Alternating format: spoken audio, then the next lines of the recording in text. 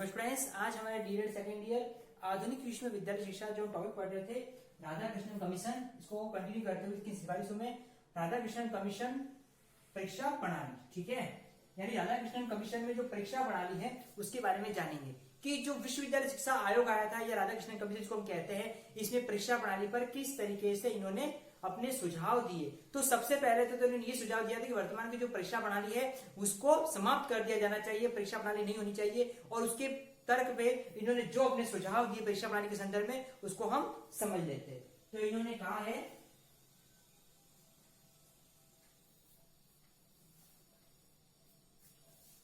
सुझाव में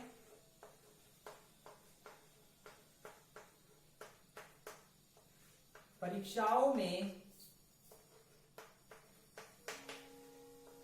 क्रमांक देने की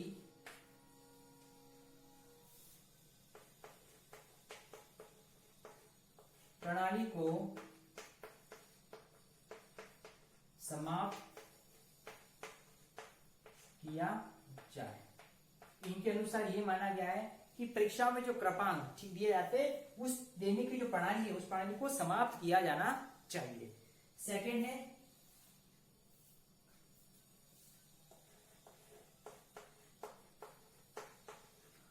प्रत्येक विद्यालय में एक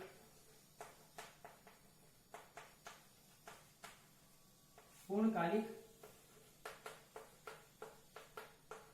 बोर्ड का गठन किया जाए।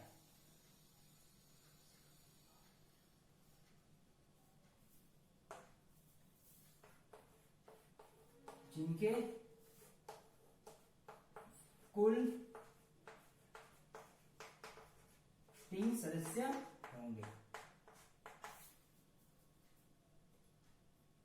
ठीक है।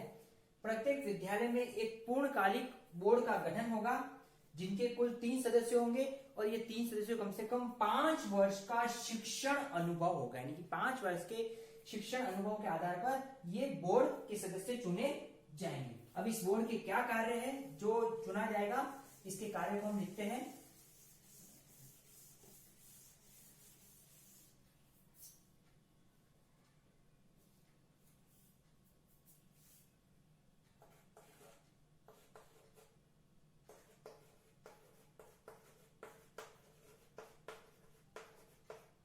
विश्वविद्यालयों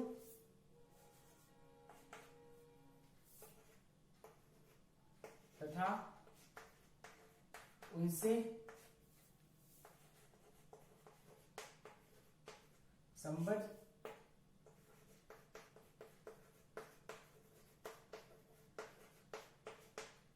महाविद्यालयों के अध्यापकों को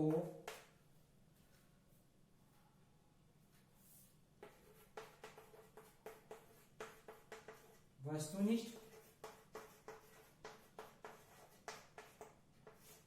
परीक्षाओं की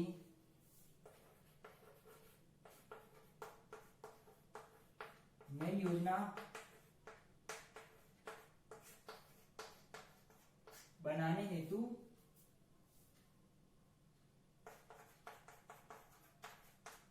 सहायता करना, ठीक है।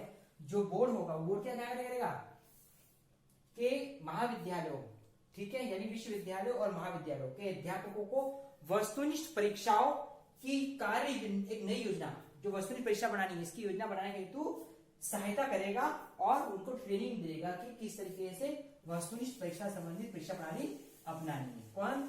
जो बोर्ड बनाया जा रहा है जिसके 3 सदस्य नियुक्त किए गए वो बोर्ड, ठीक है। सेकंड हम कह सकते हैं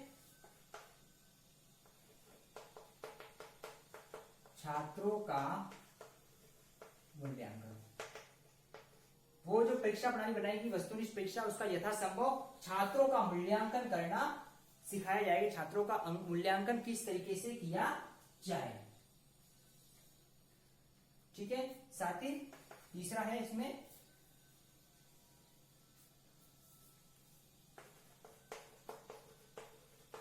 पाठ्यक्रमों में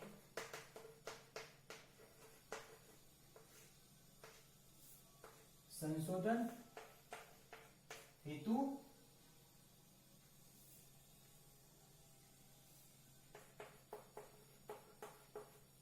सामग्री की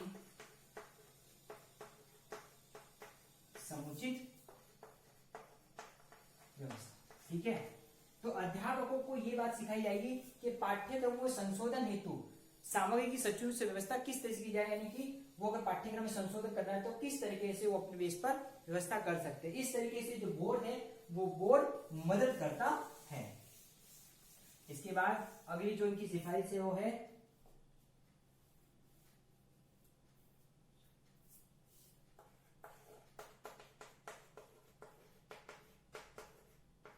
त्रिवर्षीय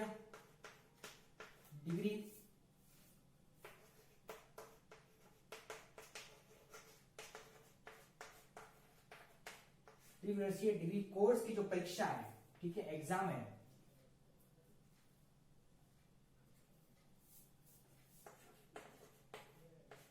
स्वतः पूर्ण इकाइयों में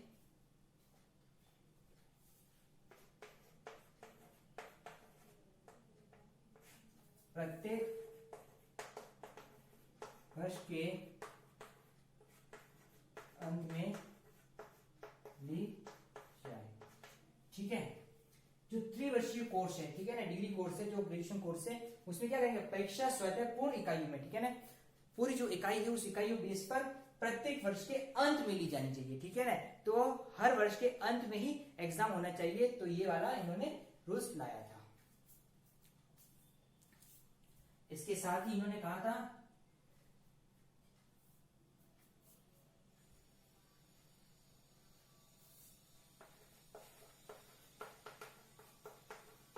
वस्तुनिष्ठ प्रश्नों का सेट बनाना। ठीक है, बच्चों के मूल्यांकन के लिए जो परीक्षा है उसमें क्या, वस्तुनिष्ठ परीक्षाओं का सेट बनाना। ठीक है, क्वेश्चन कैसे होने चाहिए, वस्तुनिष्ठ प्रकार के होने चाहिए। इस बात की इन्होंने अपने सुझाव दिए थे। साथ ही साथ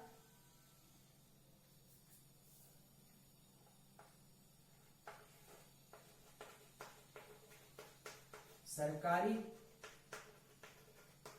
नौकरी में डिग्री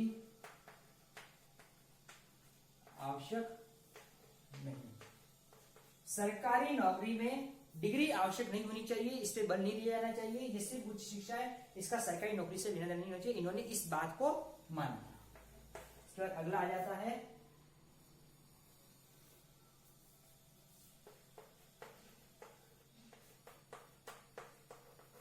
प्रथम श्रेणी, द्वितीय श्रेणी, तृतीय श्रेणी। ठीक है, 70%, 55% और 40। इन्होंने परीक्षाओं के हिसाब से स्तर डिसाइड किया। प्रथम श्रेणी 70%, सेकेंड द्वितीय श्रेणी 55% और तृतीय श्रेणी 40%। इस तरीके से आज हमने क्लास में जो राधा कृष्णन कमीशन है उसकी जो परीक्षा प्रणाली है उसके बारे में जाना और जाना कि इन्होंने किस तरीके से एक न्यू पैटर्न पर बल दिया है। अब इस तरीके का आपका होमवर्क है,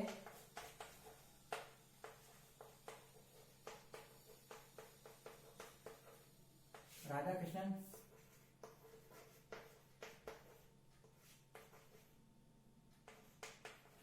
के अंतर्गत परीक्षा प्रणाली को बताइए। तो स्टूडेंट्स आज हमने क्लास में राधा कृष्णन कमीशन में जो इसकी परीक्षा प्रणाली इसको समझा इसी के बारे में आपको अपना होमवर्क करना है। स्टूडेंट्स कोविड समय हमको सावधानी सतर्क रखनी है, इसका बचाव के जो उसका कड़ी से पालन करना है और अपने परिवार के प्रति स्वास्थ्य के लिए जागरूक रहना है। Thank you.